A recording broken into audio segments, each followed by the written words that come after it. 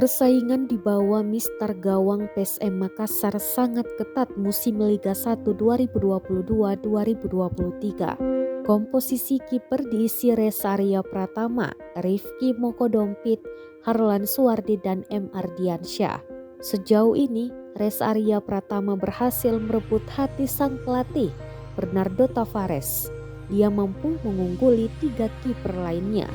Kiper 22 tahun ini terus menjalani pilihan di bawah Mister Gawang Laskar Pinisi di berbagai kompetisi. Ia menjadi benteng tangguh di bawah gawang, memiliki kemampuan membaca bola, refleks, dan penempatan posisi yang menjadi kelebihannya. Hasilnya PSM menjadikan salah satu tim nihil kebobolan. Baru 6 gol bersarang ke gawang PSM dari 10 laga. 4 diantaranya gawang Reza tak kebobolan sama sekali. Kiper nomor punggung 30 ini telah catatkan 17 penyelamatan gemilang. Kemudian Rifki Mokodompit merupakan kiper senior di PSM Makassar. Dia juga bukanlah orang baru di PSM Makassar.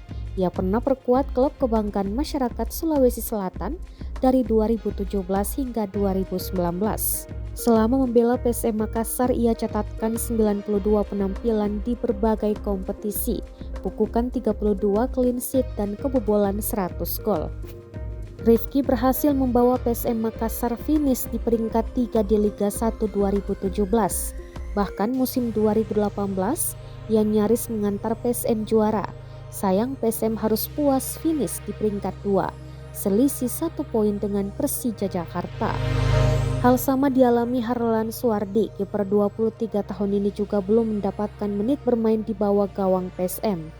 Sementara M. Ardiansyah salah satu kiper muda dimiliki PSM, usianya baru 19 tahun. Namun Ardiansyah belum pernah mendapatkan menit bermain bersama PSM, ia masih berada di bawah bayang-bayang seniornya.